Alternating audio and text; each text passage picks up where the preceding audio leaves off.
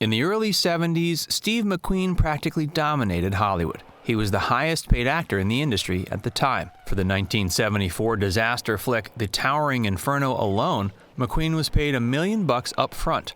On top of that, he banked a cool 10% of the gross. When all was said and done, he walked away from that deal with an extra $15 million in his bank account. That comes out to about $85 million today. But all the money in the world couldn't compensate for the fact that McQueen was a deeply troubled man who spent the first 15 or so years of his life as a victim of abuse.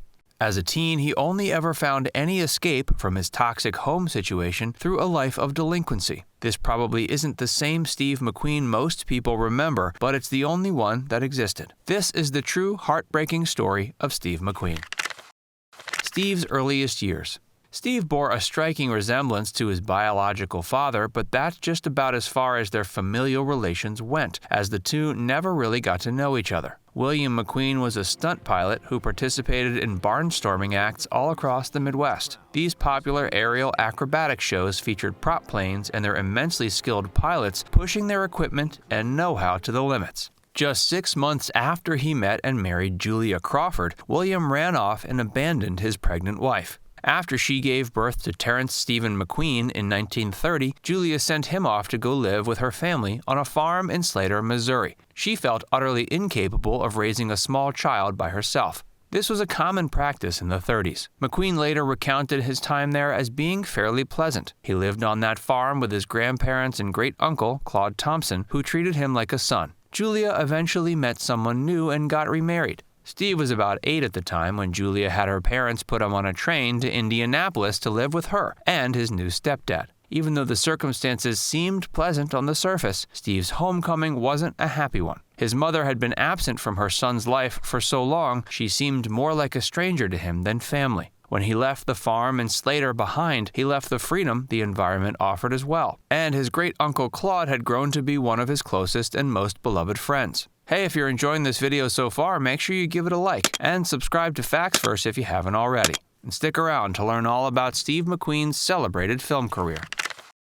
McQueen struggled to adapt to city life. Growing up in Indianapolis was hard for Steve. His new stepdad would beat him for the slightest misdoing, and his mom did nothing to stop it from happening. Steve also struggled in school. Even though he wasn't officially diagnosed with anything until many years later, he suffered from dyslexia, which made schoolwork difficult. To make matters worse, he also had frequently reoccurring ear infections, which left him partially deaf. As a teenager, McQueen joined a street gang and started living on the street to avoid the nightly beatings of his stepfather. He turned to a life of petty crime to support himself until he was inevitably caught by the cops. Seeing Steve as essentially a lost cause, Julia once again sent him off to Slater to live with his family. His mother remarried once again and called for Steve to come live with her. This time, however, she had relocated with her new husband to Los Angeles. Sadly, Steve's new stepdad was also an abusive monster. Following the same pattern, Steve joined a street gang and started getting into trouble. No one was surprised when he found himself once again in police custody.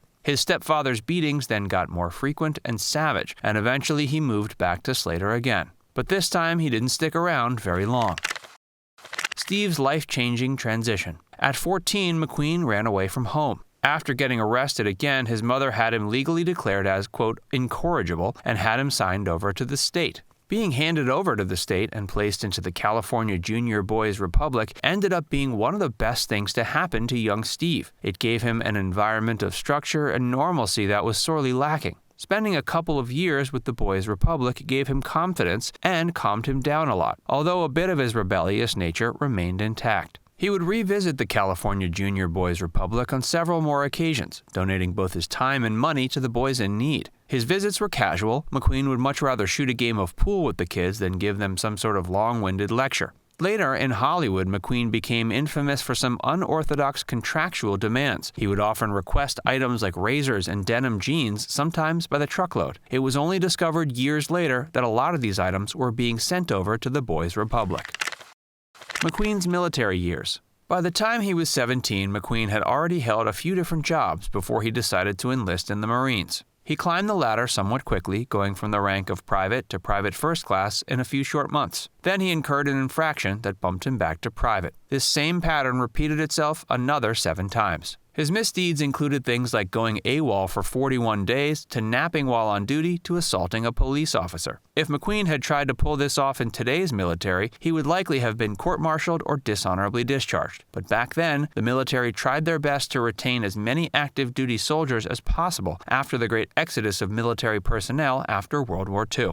McQueen completed his service and was honorably discharged in 1950 with the rank of corporal.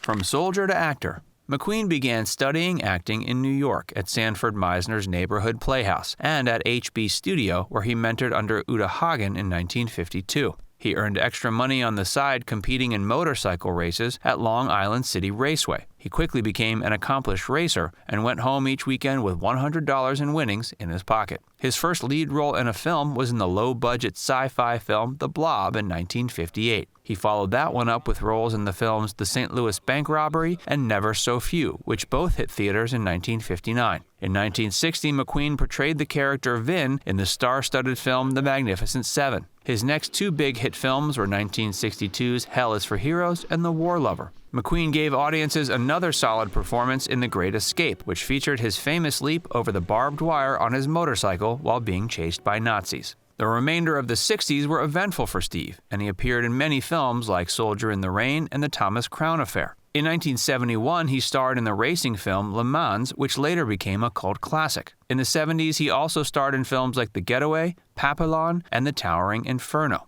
He wrapped up his film career with powerful performances in the unorthodox Western film Tom Horn and The Hunter, both in 1980.